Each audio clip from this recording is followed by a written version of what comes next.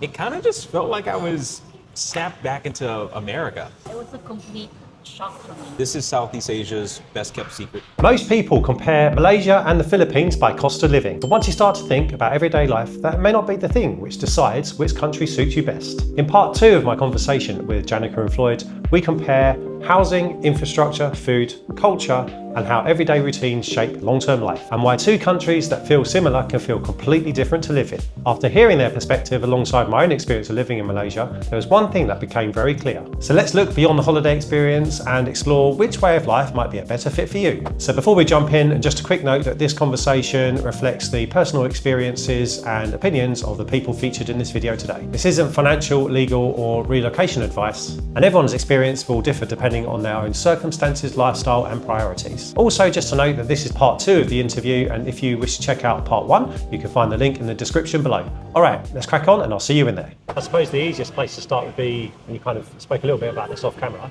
is what's your first impressions of Malaysia like, and how have you found your experience in the country so far? I really like Malaysia. Like my first experience here, even just getting off the plane, walking through the airport, getting in the Grab, I noticed something.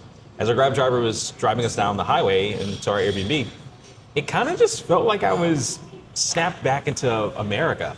Like I was in a US city. I noticed the infrastructure was really great. The highways, the roads, I'm looking at all of these big, beautiful buildings. I see a lot of greenery and green spaces. And it all just reminded me of Houston, Texas, where I'm from. Wow. And so I thought, wow, this is a pretty interesting place. I can now see, just from, short Grab ride from airport to the hotel or airport to the Airbnb, I can see why people would want to move here just for that alone. Oh, okay, wow. And then we started touring some condos. We met with an agent and toured some condos. The price points I'm looking at, I'm thinking, wow. And the sizes of the spaces, I'm blown away, because in the Philippines it's a little different. Places are a little smaller. In the US, cost of living in most major cities are relatively high. Houston's affordable if you compare it to in LA, Chicago, Miami, New York. But even then, you get more bang for your buck out in Southeast Asia. And in Malaysia, you get way more bang for your buck. So just off of the first 24 hours here, I can see why people like it. Yeah. Wow. It's really interesting things you make about the transportation, the general feel of the city, right? And also the different accommodation options. And Janica, what's your take on Malaysia? Well, it was a complete shock for me because I've been to Thailand. I used to live there for 2 years. And when I got there, I'm like, okay, looks like the Philippines will be the same. And then I went to Bali. Similarities, they're the same. And then when we got here, I mean, we were still on the plane. I was looking down. It kind of looks like a Sim City to me, because everything is like so, how do you call it? Neat, It's organized. Really organized. The trees are lined up. The trees are lined up. That's why it gave me the Sim City vibe. Everything is so organized, and I know Filipinos could relate to this. It's much cleaner. And in the Philippines, it's very rare, especially in Metro Manila area, to see a somewhat clean city. I mean, except for the areas where it looks like this. We have an area there that's similar to this, but that's only in like one certain area. It's not the whole Metro Manila.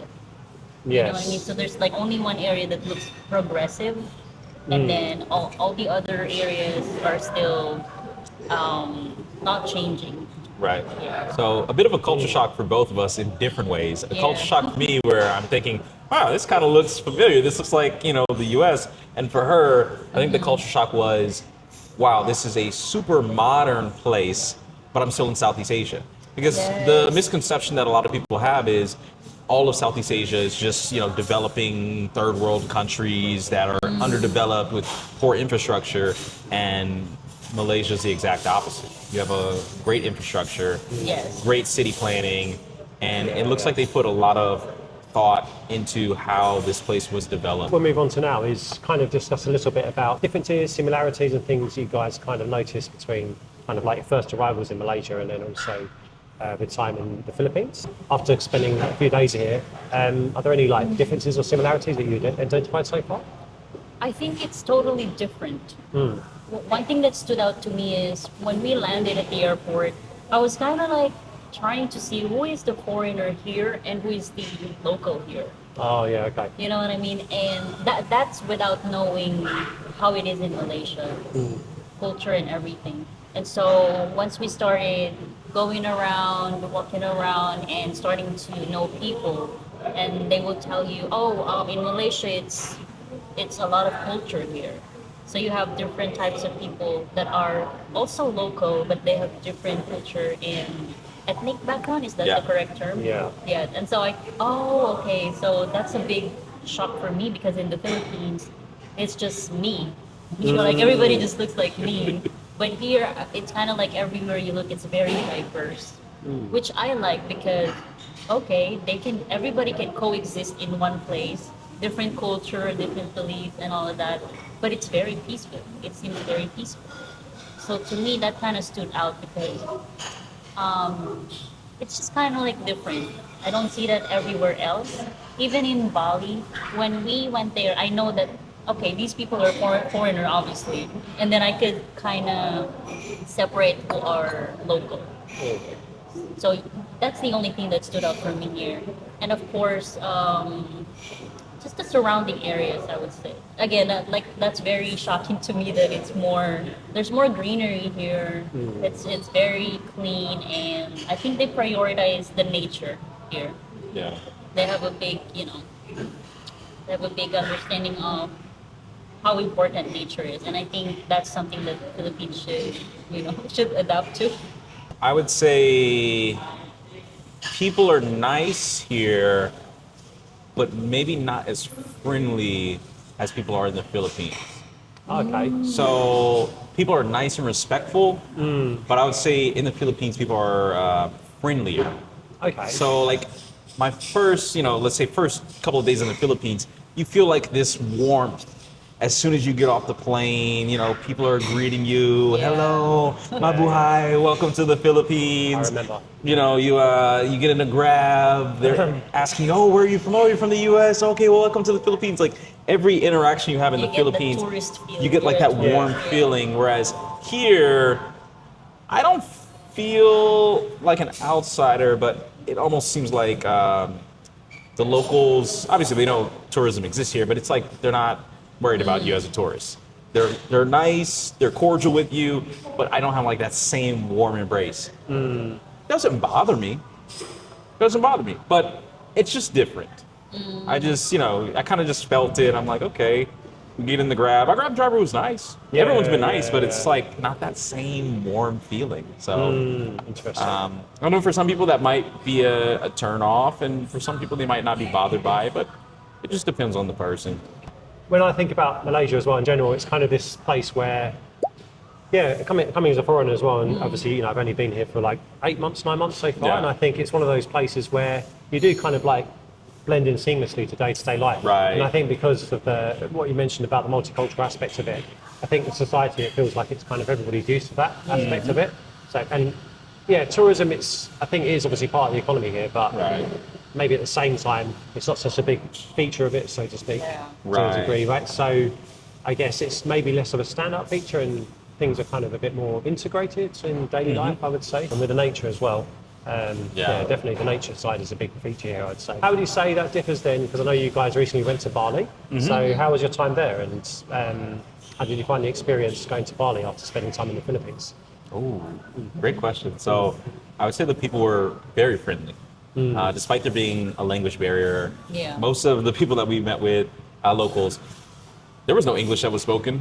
It was just, what is it, Bahasa or Javanese. Yeah. And despite the language barriers, we found it very easy to communicate with people. They're very accommodating, Yeah. very nice.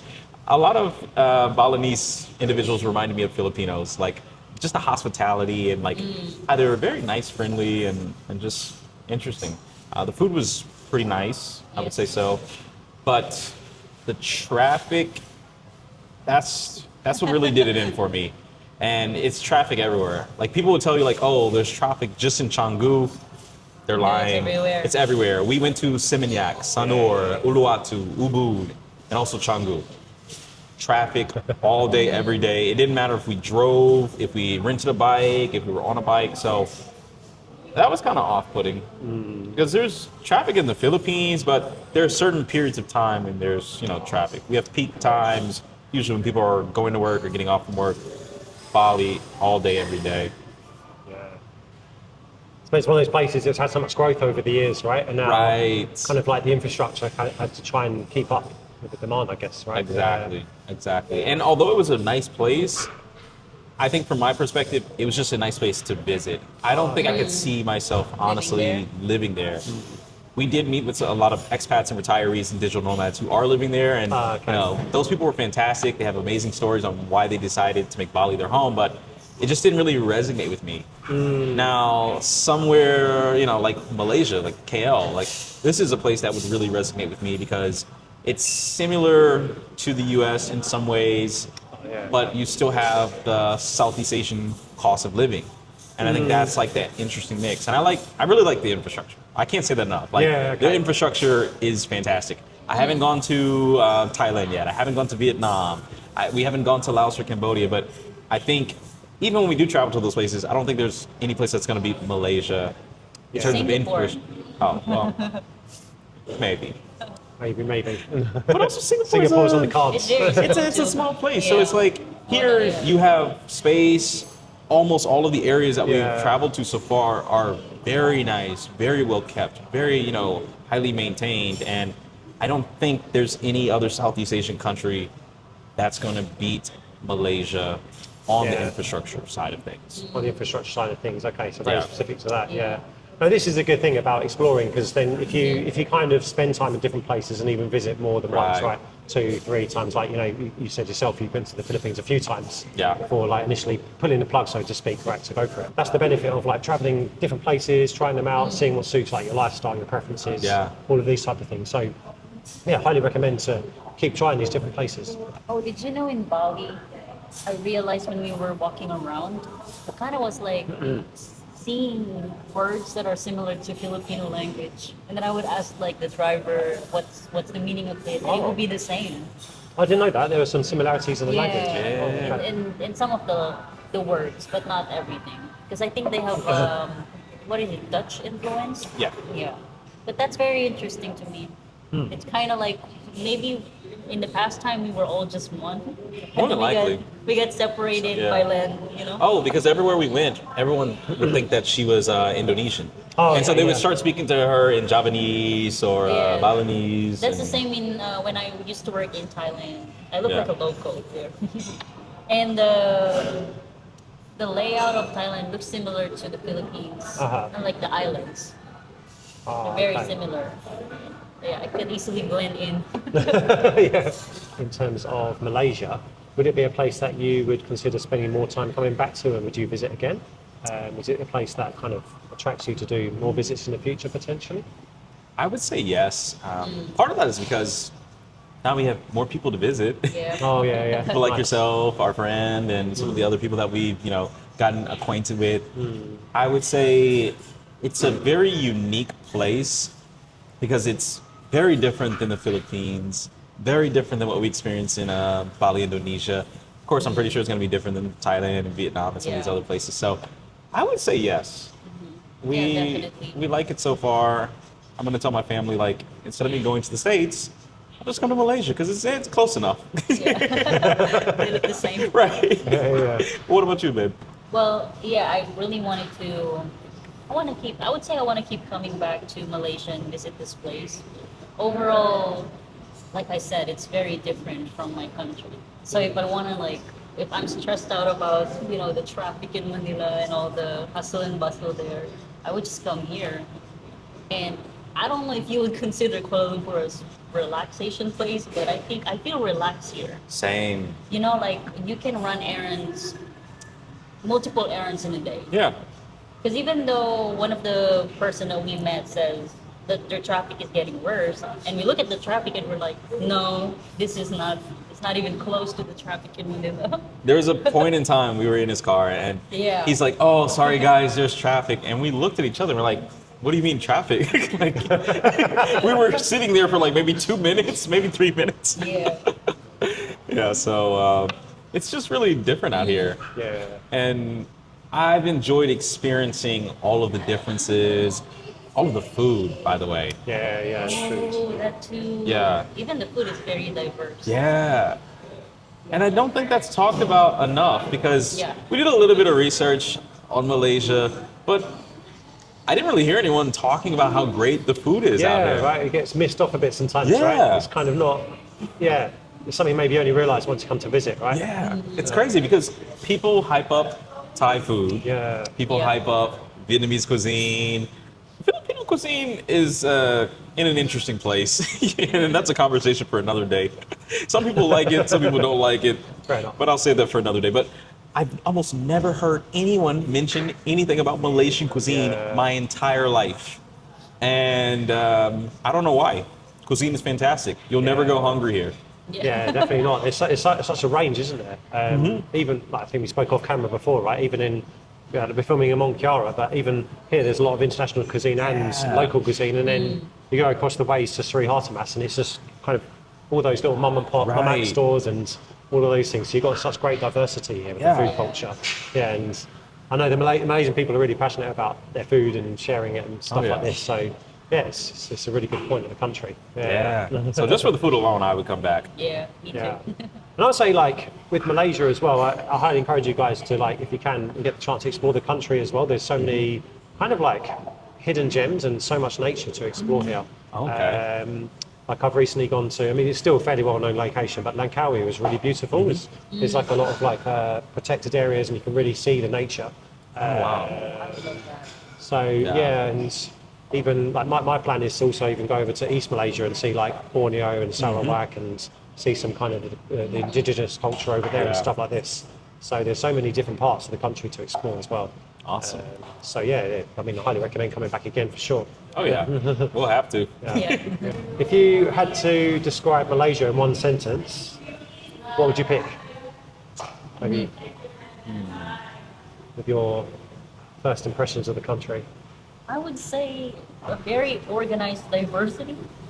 I don't know. Yeah. It's like, to me, everything is very orderly here, but it's not this. It's not just one culture. I would say I could boil it down to one sentence. This is Southeast Asia's best kept secret. Nice. So you heard it here. Yeah. It doesn't look like other Southeast Asian. Yeah. Because when you say, okay, Thailand, Philippines, Indonesia, Even at least Vietnam. Bali, Vietnam, they all kind of have like similarities when it comes to how it's gonna look like. Right. Like I said, when I went to Thailand and Bali, kind of gave me like an impression that this looks like kind of like my home. But here it's totally different.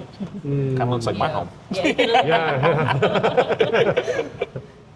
Yeah, it's very different from other Yeah. Southeast Asian countries. Appreciate your time and thank you for the Yeah. interview today. It's really insightful stuff. Thank you for having us on the channel. Yeah, you're welcome. And I'll share the channel detail below in the description so you can have a look and see the type of content that they produce. And there will be some videos coming out of about Malaysia as well. I know these guys have been doing some interesting work and producing some good content. So keep a lookout for their channel because it might be interesting to see kind of their take as well on Malaysia. So yeah, thank you very much. Yeah. Thank you. Thank you for coming on the Thank channel. you. Yeah. Nice. Perfect. So, after hearing Floyd and Janica's experiences, I don't think there's really a universal winner here. Malaysia offers one kind of daily life and the Philippines offers another type of daily life. And doing some reflection here, I believe that it's not really about which country is better objectively, but it's kind of more about which country fits the type of life and lifestyle you want to build in the long term. Whether that's more convenience on a day-to-day living basis, perhaps even a stronger sense of community, or maybe even a bit more thinking about energy and spontaneity. So I'm curious, based on everything you've heard today, which country do you think would suit you better and why? I would genuinely love to hear your thoughts, and if you haven't watched part 1 yet, you can find the link in the video description below. And also, YouTube thinks that this is the best next video to watch. My name is Mr. Henners, and I'll see you in the next one.